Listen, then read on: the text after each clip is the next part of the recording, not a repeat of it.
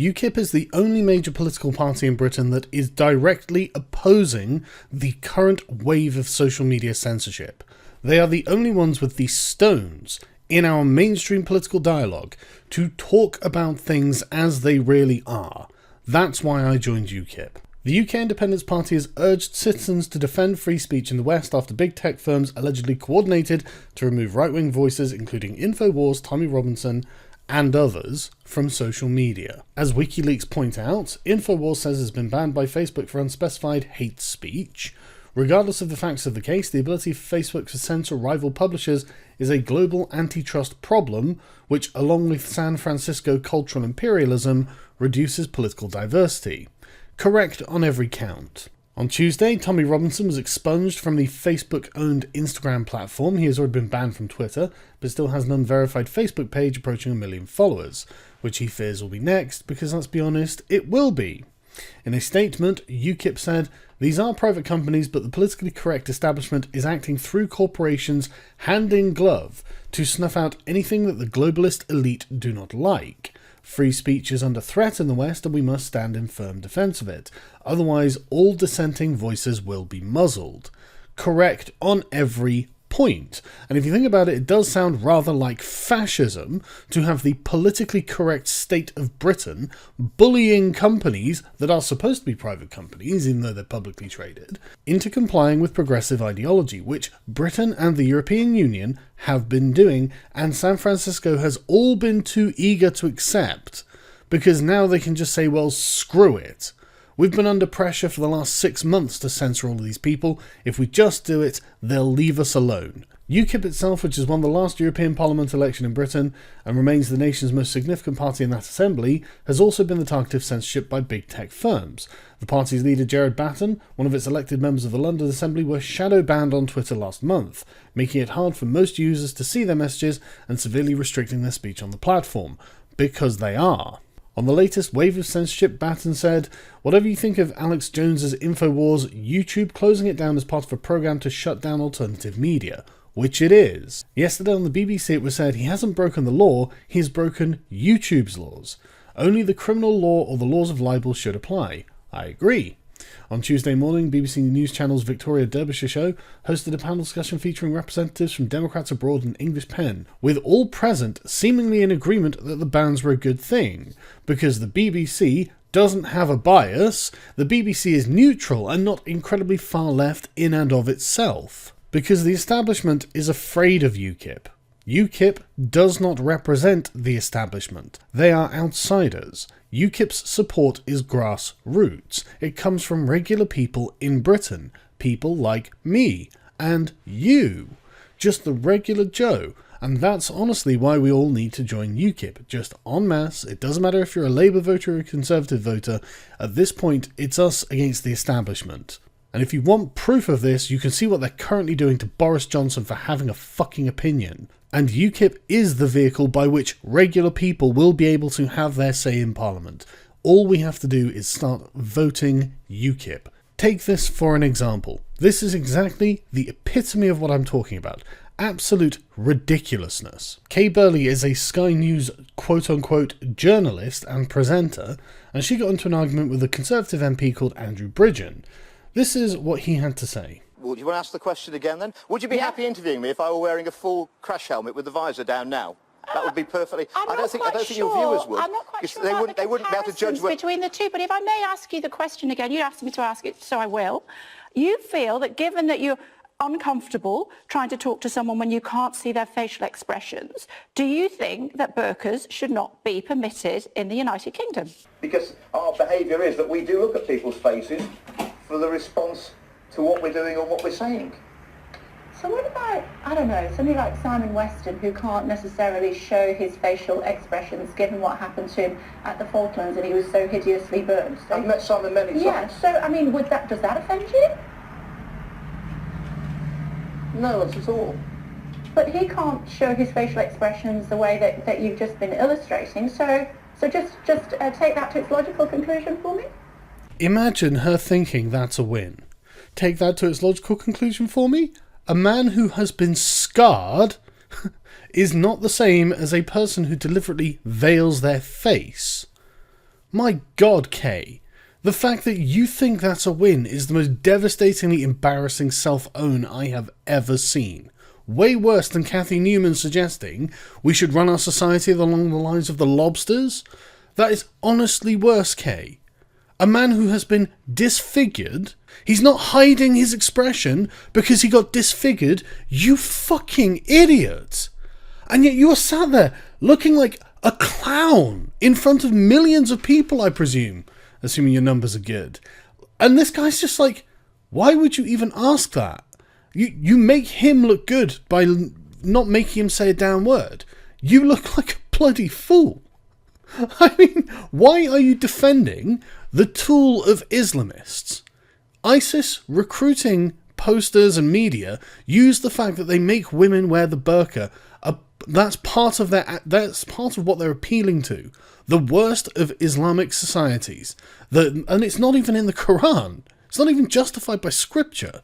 It's just the attitude towards women is that women are impure and need to cover up, and if they don't, then they're disgusting whores, blah blah blah. You are reinforcing that attitude by defending the burqa. It's absolutely insane, but I'll do a video about that later because that's a separate topic. UKIP decided to chime in on this because I think it's an important thing for them to address. Crass and idiotic journalism from Burnley of Sky News, comparing the wearing of a burqa to the facial scars of a Falkland War hero, Simon Weston. I mean, it's just honestly the dumbest thing I've ever seen. It's so ridiculous. It's completely different.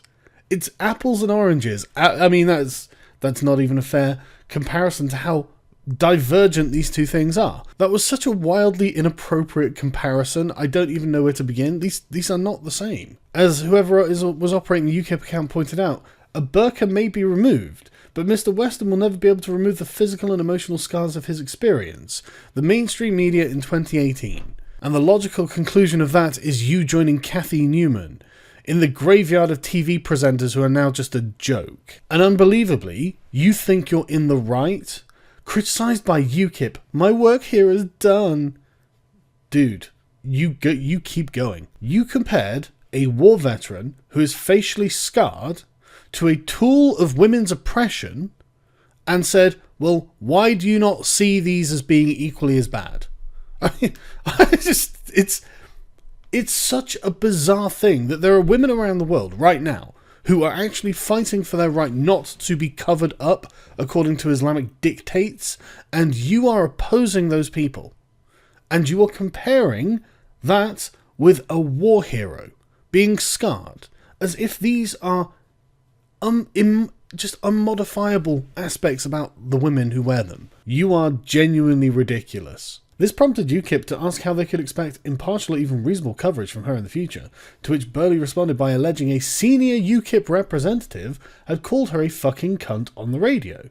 Okay, where's the evidence of that, Kay? And who was it? Why not name that person? Who did it? And if you think you have the moral high ground here, I mean, you know a journalist is supposed to be impartial even when they themselves are the one being insulted. I mean, you won't say that is what a journalist is. Well, obviously you don't. But you're an activist, Kay. You're here to defend your position. And your position is idiotic. Let's assume they didn't have the moral high ground. They will have the intellectual high ground over you. Because you were an idiot. Overall, things are going really well for UKIP at the moment, and the establishment is genuinely starting to get worried, especially how they're going up in the polls. And I think in chiming in on political activities and political events like this is definitely important and necessary. I mean, you'll get places like the Canary, which are quite far left, although they are influential across like the mainstream media, even if they themselves aren't actually part of it. You get sites like the Canary that say things like this. UKIP's support for a disgraced conspiracy theorist just shows how dangerous free speech can be. Well, I'm sorry if your narratives consider free speech to be dangerous. I consider it to be necessary and the absence of free speech to be dangerous, but then I'm not the one with a progressive hegemonic worldview that's about to be overturned by someone else's words. Don't be complacent about UKIP. Its current leader, Jared Batson, is a very dangerous man. If you're a far-left liar, which the Canary is. Batten's violently Islamophobic remarks and support for far-right activist Stephen Yaxley Lennon, aka Tommy Robinson, have put him in league with reactionary populists like the Dutch firebrand Geert Wilders, and copying his extremist counterparts around the world, the new UKIP leader has a favourite weapon of choice: freedom of speech. That's right. To them, freedom of speech is an offensive weapon because they live in a castle of lies. Nothing about the far left's narrative is true. There are differences between the genders. There are only 2 genders. There are differences between cultures.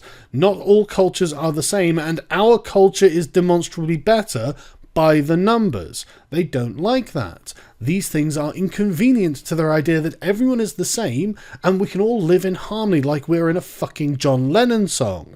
I'm sorry, the real world doesn't work that way, but they have to come to terms with it. Defending the indefensible. In August 2018, several big tech companies deplatformed Jones's massively popular conspiracy theory website InfoWars, and Batson was quick to come to his defence. Whatever you think of Alex Jones' InfoWars, YouTube closing it down as part of a program to shut down alternative media, as I've already covered earlier today, this is correct. But his argument falls to pieces under scrutiny. First of all, YouTube is a private company. Oh my god, I can't believe they're such libertarians at the Canary.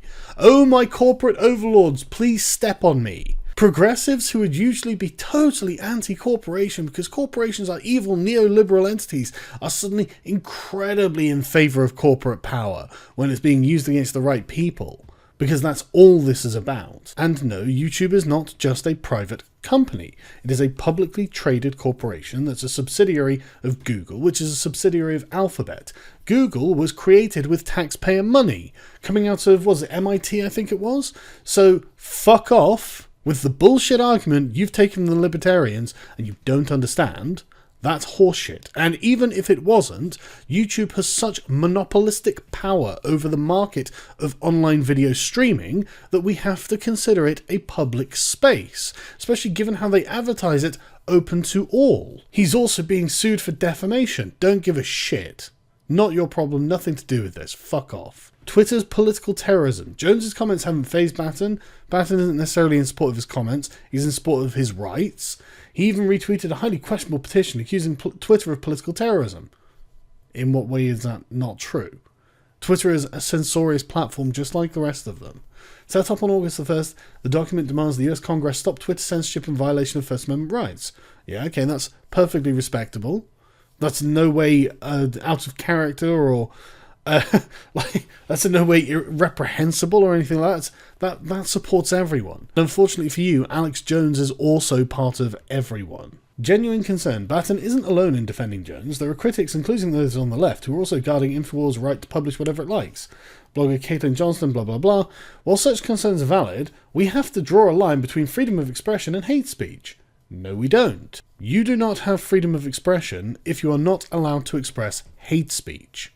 You aren't free to express yourself. You aren't free to have an emotion. You aren't free. Do you understand? Now, you don't have to agree with hate speech. You don't have to approve of it. You don't have to like it. You can dislike it all day, every day.